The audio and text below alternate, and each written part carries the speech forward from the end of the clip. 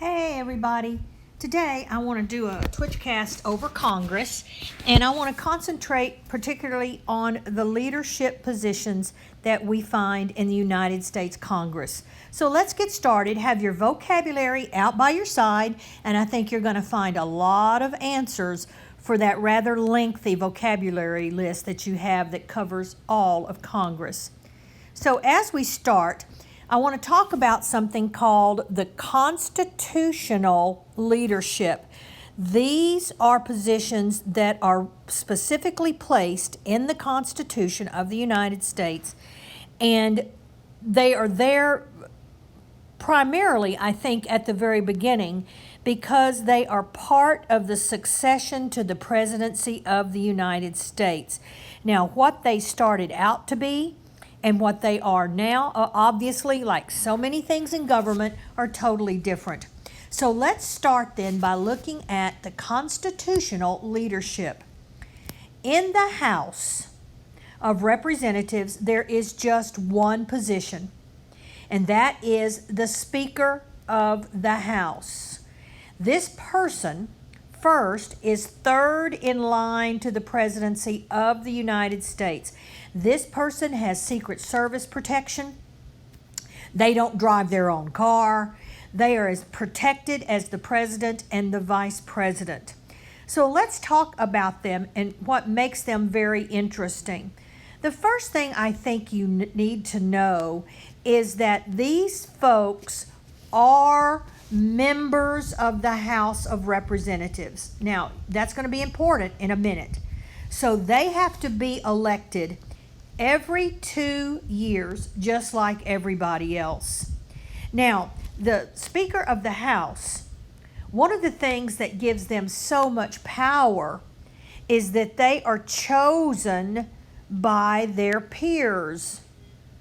So the current Speaker of the House is Nancy Pelosi. She was chosen by all the members of the Democratic Party that are in the House of Representatives. Now, I'm going to slow down so you can take really good notes. The majority party is so important to understanding what's going on now. It's just important. So the majority party is the group that wins what they call the most seats, the most representatives. So currently, there are more Democrats in the House of Representatives than there are Republicans.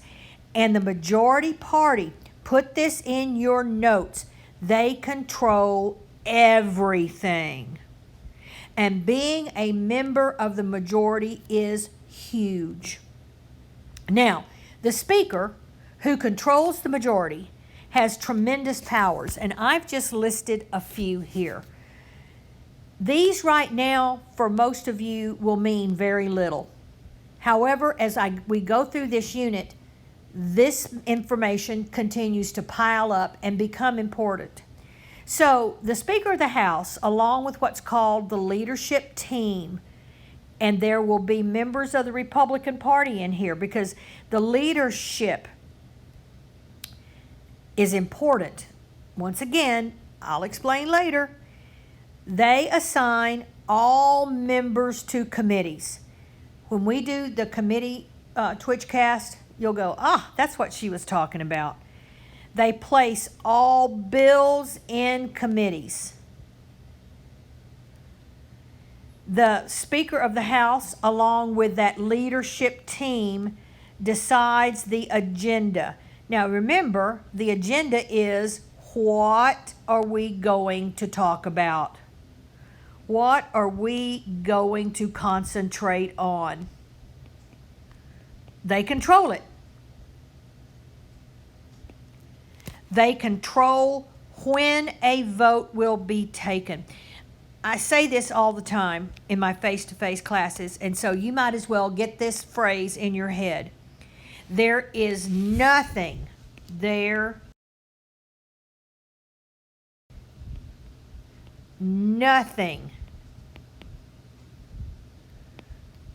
in Congress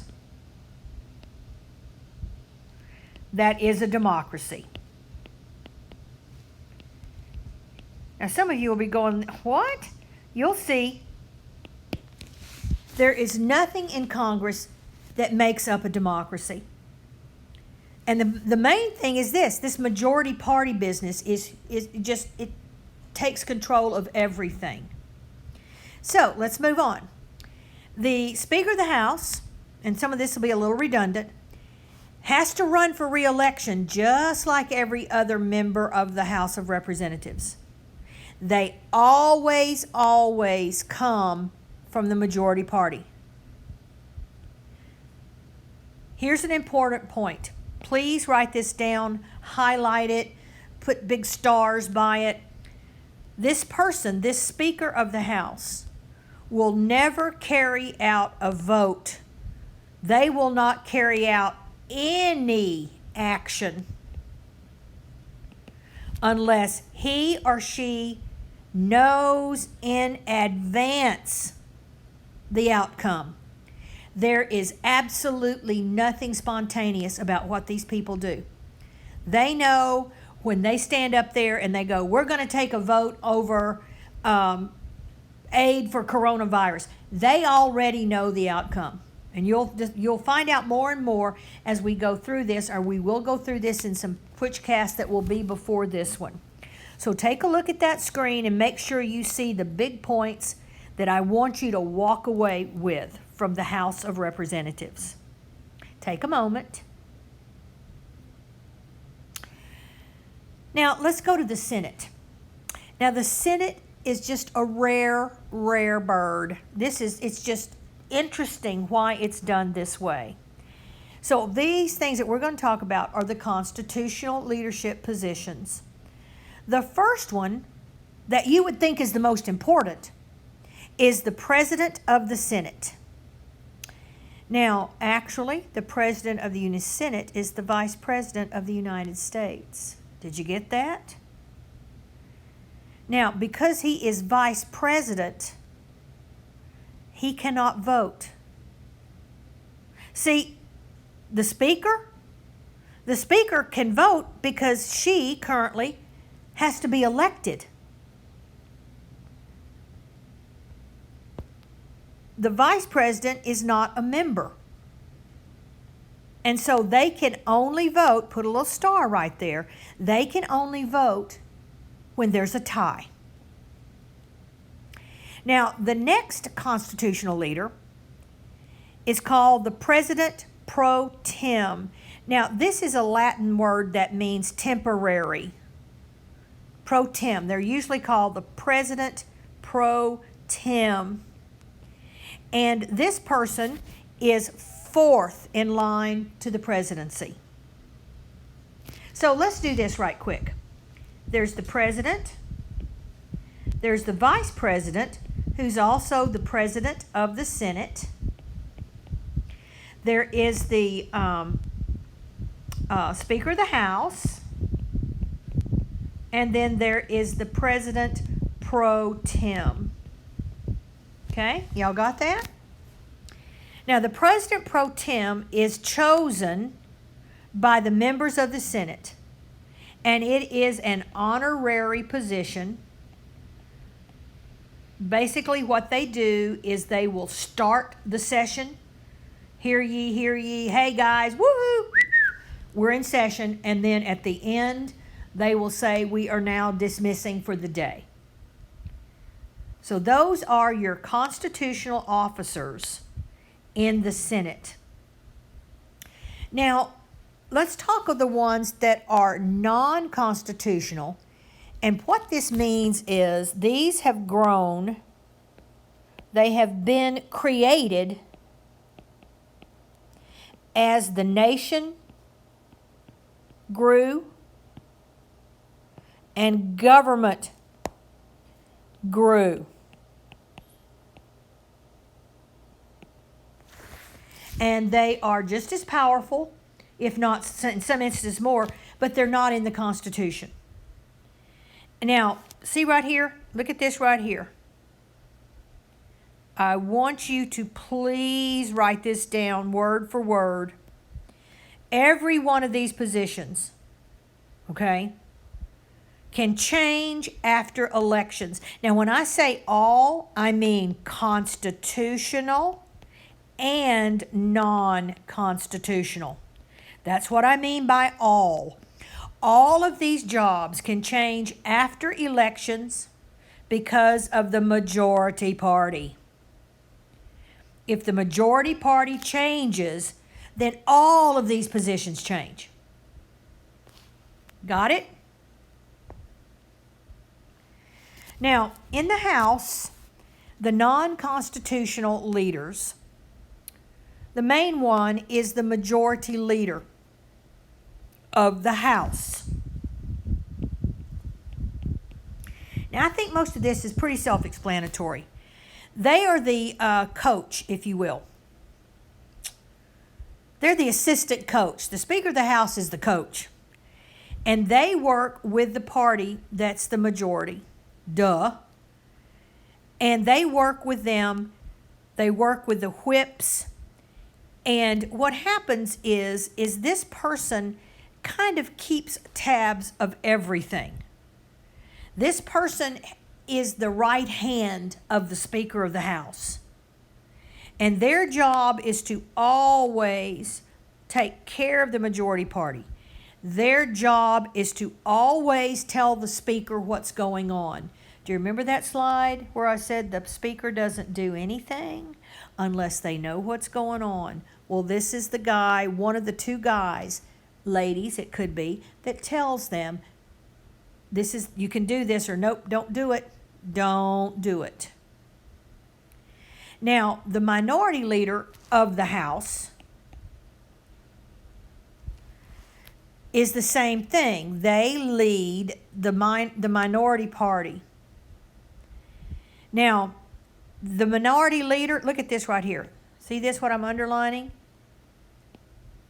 This is kind of some of that leadership team that they're supposed to work together. Now, look at this right here. The minority leader can overnight become the Speaker if the majority party changes.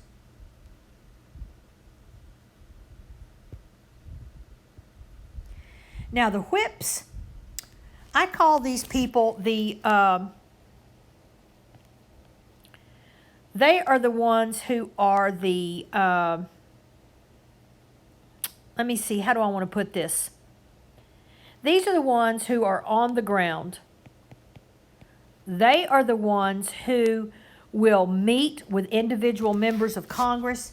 They will go and ask people, do you support the Speaker on this bill? Do you not support the Speaker on this bill? What do you think of the President's action on this? They are the eyes and the ears of the Speaker.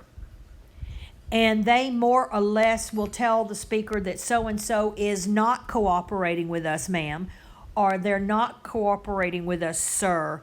And then there are some things that take place that I will have discussed on other Twitchcast. Now, the Senate. Remember I told you the Senate was weird? In the Senate, this guy, and it's a guy, currently holds all the power. Remember, the President of the Senate isn't even a member of the Senate. He's the Vice President of the United States. The President Pro Tem is an honorary position. It's the Senate Majority Leader. This leader, once again, is chosen by his party.